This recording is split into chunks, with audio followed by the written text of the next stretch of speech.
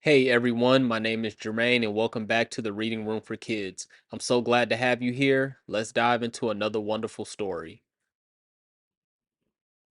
So today's book is called Horton Hears a Who by Dr. Seuss. On the 15th of May, in the jungle of Newell, in the heat of the day, in the cool of the pool, he was splashing, enjoying the jungle's great joys, when Horton the elephant heard a small noise. So Horton stopped splashing. He looked toward the sound. That's funny, thought Horton. There's no one around. Then he heard it again, just a faint yelp, as if some tiny person were calling for help. I'll help you, said Norton. But who are you? Where? He looked and looked. He could see nothing there but a speck of dust blowing past through the air. I say, murmured Horton, I've never heard tell of a small speck of dust that is able to yell. So you know what I think? Why, I think there must be someone on top of that small speck of dust. Some sort of creature, a very small size, too small to be seen by an elephant's eyes. Some poor little person who's shaking with fear that he'll blow in the pool he has no way to steer. I'll just have to save him, because after all, a person's a person, no matter how small. So gently and using the greatest of care, the elephant stretched his great trunk through the air, and he lifted the dust speck and carried it over and placed it down safe on a very soft clover. Humph, humph, a voice. 'Twas a sour kangaroo, and the young kangaroo in her pouch said humph too. Well, that speck is as small as the head of a pin. A person on that? Why, there never has been. Believe me, said Horton, I tell you sincerely, my ears are quite keen, and I hear him quite clearly. I know there's a person down there, and what's more, quite likely there's two, even three, even four. Quite likely, a family, for all we know, a family with children just starting to grow. So please, Horton said, as a favor to me, try not to disturb them. Just please let them be. I think you're a fool, laughed the sour kangaroo, and the young kangaroo in her pouch said, me too. You're the biggest blamed fool in the jungle of Newell, and the kangaroos plunge in the cool of the pool. What terrible splashing, the elephant frowned. I can't let my very small persons get drowned. I've got to protect them. I'm bigger than they. So he plucked up the clover and hustled away. Through the high jungle treetops, the news quickly spread. He talks to a speck of dust. He's out of his head. Just look at him walk with that speck on that flower. And Horton walked, worrying, almost an hour. Should I put this speck down? Horton thought with alarm. If I do, these small persons may come to great harm. I can't put them down, and I won't. After all, a person's a person, no matter how small. Then Horton stopped walking.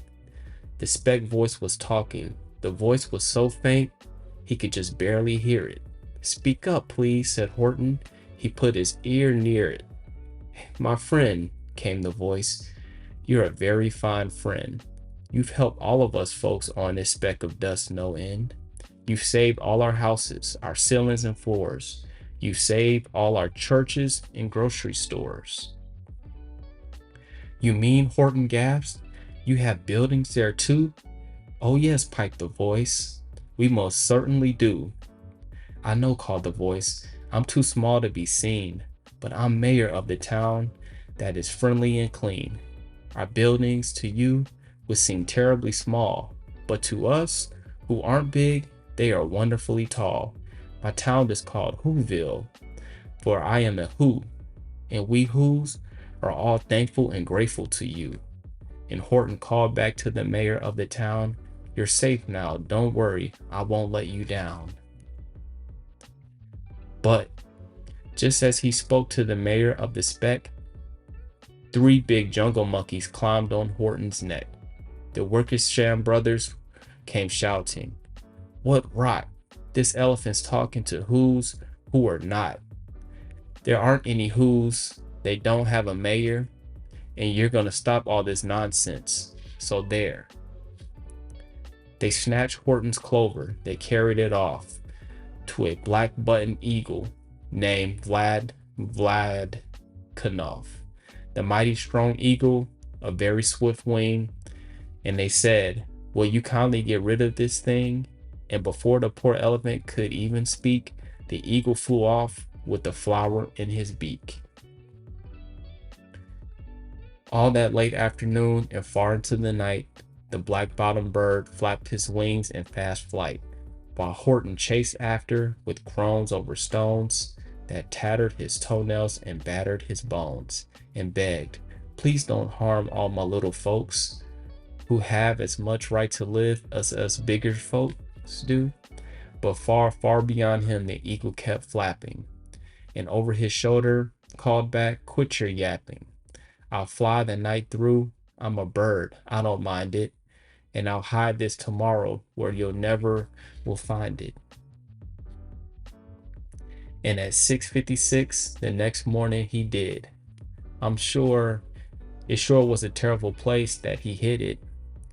He let that small clover drop somewhere inside of a great patch of clovers 100 miles wide. Find that, sneered the bird, but I think you will fail. And he left with the flap of his black-bottomed tail. I'll find it, cried Horton. I'll find it or bust. I shall find my friends on my small speck of dust. And clover by clover by clover with care, he picked up and searched them and called, are you there? But clover by clover by clover he found that the one he sought was just not around. And by noon poor Horton, more dead than alive, had picked, searched, and piled up 9,005. Then, on through the afternoon, hour after hour, till he found them at last, on the 3 millionth flower. My friends, cried the elephant, tell me, do tell, are you safe? Are you sound? Are you whole? Are you well? From down on the speck came the voice of the mayor. We really had trouble, much more than our share. When that black-bottomed birdie let go, we dropped. We landed so hard that our clocks have all stopped. Our teapots are broken, our rocking chairs smashed, and our bicycle tires all blew up when we crashed. So Horton, please, pled the voice of the mayor's, will you stick by us, who's, while we're making repairs? Of course, Horton answered, of course I will stick. I'll stick by you small folks through thin and through thick. Humph, humph, the voice. For almost 2 days you've run wild and insisted on chatting with persons who've never existed. Such carry-ons in our peaceful jungle. We've had quite enough of your bellow and bumble. And I'm here to state, snapped the big kangaroo, that your silly, nonsensical game is all through. And the young kangaroo in her pouch said, me too. With the help of the Wickersham brothers and dozens of Wickersham uncles and Wickersham cousins and Wickersham in-laws, whose help I've engaged, you're going to be roped and you're going to be caged. And as far as your dust speck, that we shall boil in a hot steaming kettle of bezelnut oil. Boil it, gasped Horton. Oh, that you can't do. It's all full of persons. They'll prove it to you. Mr. Mayor, Horton called. Mr. Mayor, you've got to prove now that you really are there. So call a big meeting, get everyone out. Make every who holler, make every who shout, make every who scream. If you don't, every who is going to end up in a bizzle-nut stew. And down on the dust speck, the scared little mayor quick called a big meeting in Whoville town square, and his people cried loudly. They cried out in fear. We are here, we are here, we are here, we are here. The elephant smiled. That was clear as a bell. You kangaroos surely heard that very well. All I heard, snapped the big kangaroo, was a breeze, and that faint sound of wind through the far distant trees. I heard no small noises, and you didn't either. And the young kangaroo in her pouch said, me neither. Grab him, they shouted, and cage the big dope. Lasso his stomach in 10 miles of rope. Tie the knots tight so he'll never shake loose. Then dunk that dumb speck in the bezelnut juice. Horton fought back with great vigor and vine, but the Wickersham gang were too many for him. They beat him, they mauled him, they started to haul him in his cage, but he managed to call to the mayor, don't give up, I believe in you all. A person is a person, no matter how small. And you small persons will not have to die if you make yourself heard, so come on now and try. The mayor grabbed a tom-tom. He started to smack it, and all over Whoville, they whooped up a racket. They rattled tin kettles, they beat up brass pans, and garbage pail tops, and old cranberry cans. They blew on bazookas and blasted great toots, on clarinets, oompas, boompas, and flutes. Great gusts of loud racket rang high through the air. They rattled and shook the whole sky, and the mayor called through the howling, mad huggabaloo, hey Horton, how's this? Is our sound coming through? And Horton called back, I can hear you just fine, but the kangaroo's ears aren't as quite strong as mine. They didn't hear a thing. Are you sure all your boys are doing their best?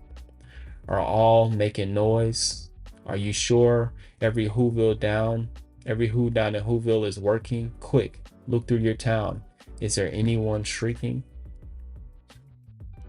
Through the town rushed mayor from east to west, but everyone seemed to be doing his best.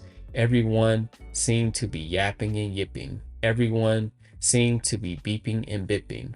But it wasn't enough. All the ruckus and roar. He had to find someone to help him make more. He raced through each building. He searched floor to floor.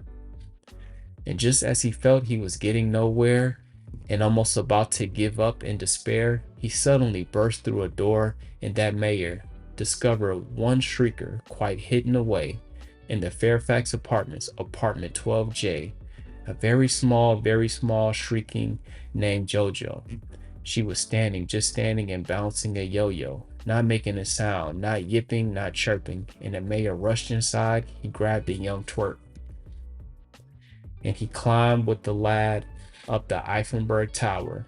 This, cried the mayor, is your town's darkest hour, the time for all the who's who have blood that is red to come to the aid of their country, he said.